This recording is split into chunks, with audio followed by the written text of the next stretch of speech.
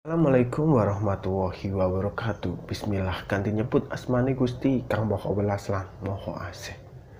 Terkadang kita hidup di dunia ini kok rasanya ada suatu hal yang tidak beruntung, ada suatu hal yang mengecewakan, ada suatu hal yang kira-kira kok hidup kita itu berbeda dengan orang yang kita irikan kehidupannya. Tapi ingat teman-teman bahwa di kehidupan kita pasti ada yang namanya ujian dan cobaan. Ujian dan cobaan ini ada yang bisa berbentuk positif, ada yang bisa berbentuk negatif. Tidak selamanya ujian itu selalu berbentuk dengan negatif, tidak. Teman-teman, diberikan suatu kekayaan itu adalah ujian. Dan ketika Tuhan misalnya mencabut kekayaan itu pun menjadi suatu ujian bagi teman-teman semua. Tujuannya adalah sebuah hikmah yang teman-teman akan dapatkan dari hal tersebut. Misalnya teman-teman dari miskin ke kaya. Ketika teman-teman miskin, teman-teman selalu berdoa ingin memperoleh kekayaan agar bisa membantu sesama. Dan Tuhan memberikan suatu kekayaan tersebut. Dan ketika kaya, teman-teman tidak memberikan sedekah, tidak memberikan hal yang seperti teman-teman ucapkan ketika masih miskin. Itu juga menjadi suatu ujian atau suatu cobaan. Juga ketika teman-teman mengalami suatu problema, suatu masalah.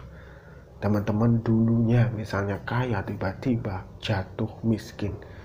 Kadang hal-hal seperti itu di luar nalar kita, teman-teman. Kadang kemiskinan itu terjadi karena suatu kebangkrutan, suatu kesalahan yang tidak disengaja ataupun suatu kesalahan yang kita sengaja.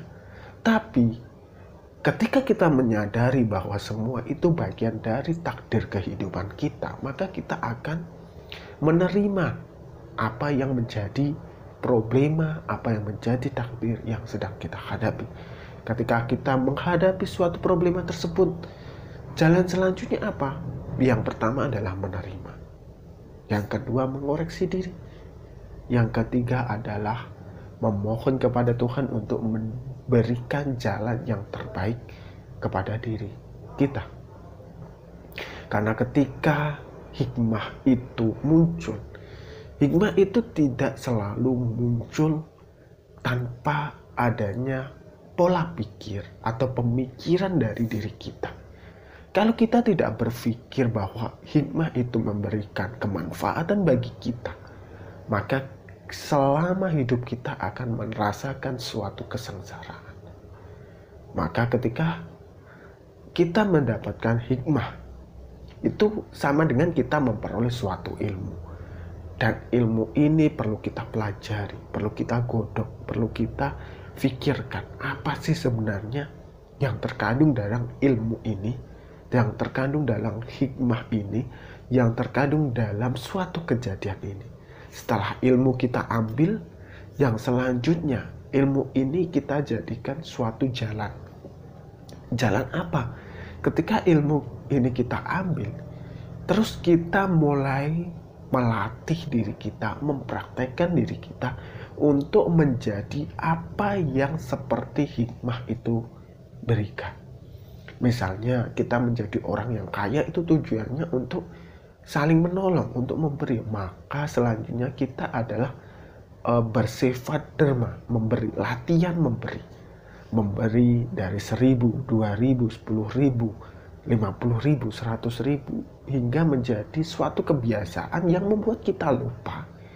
Akhirnya kita ikhlas dalam menjalankan hal tersebut.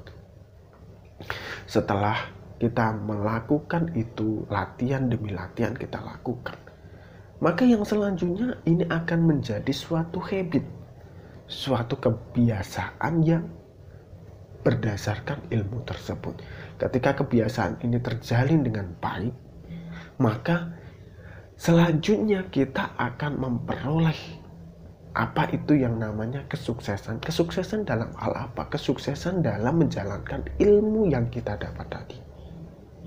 Jadi apa yang perlu kita garis bawahi di sini, bahwa sebagus apapun ilmu yang teman-teman dapat, Kalau teman-teman tidak mau praktek, teman-teman tidak menjadikan suatu kebiasaan, maka teman-teman tidak akan memperoleh yang namanya kesuksesan. Misalnya teman-teman memperoleh ilmu hikmah, teman-teman tidak mau memikirkan sehingga lupa. Dan ketika lupa ini, teman-teman tidak jadi mempraktekkan ataupun mempraktekkan dengan salah yang tidak baik, tidak benar. Maka itu akan menjadi suatu kegagalan. Begitupun teman-teman, ketika menjalankan suatu hal, lakukan dengan cara yang berulang-ulang. Misalnya teman-teman sholat, misalnya teman-teman tirakat, misalnya teman-teman katakanlah tahajud, puasa misalnya. Lakukan dengan istiqomah walaupun memang berat.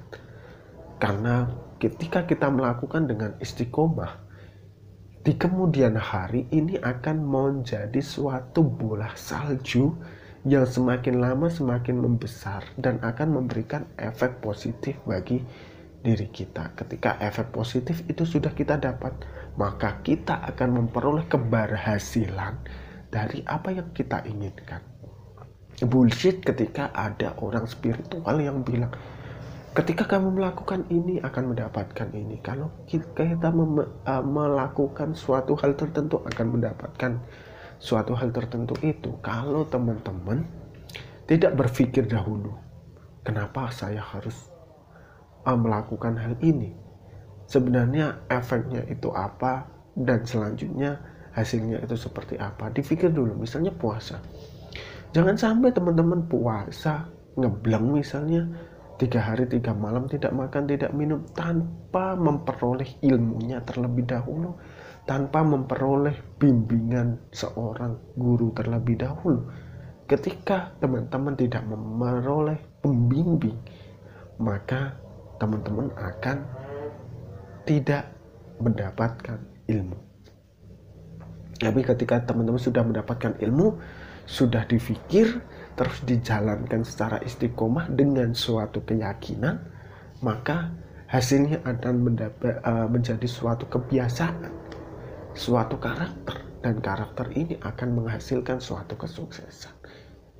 Jadi kuncinya dalam suatu tindakan apapun, tidak melulu tentang tirakat, adalah itu teman-teman, ilmu, pemikiran, terus kita lanjutkan dengan tindakan atau latihan, terus kita lanjutkan dengan menjadi kebiasaan atau karakter, terus selanjutnya itu menjadi suatu kesuksesan. Jadi jangan terus teman-teman itu memperoleh ilmu terus dilakukan terus sukses, belum tentu. Teman-teman harus berpikir dahulu, menjalankan apa sih syarat-syaratnya, apa sih nanti yang akan kita dapat. Apakah memang tujuan yang kita dapat itu akan mengena, atau tujuan yang kita dapat adalah menjadi suatu halusinasi? Karena banyak orang yang bertirakat tanpa keilmuan, tanpa pemikiran, tanpa suatu hal yang dilakukan secara kontinu. Ini menjadi hal yang sebaliknya, yaitu suatu kegagalan. Demikian teman-teman, semoga bermanfaat dan sampai jumpa di video selanjutnya. Wassalamualaikum warahmatullahi wabarakatuh.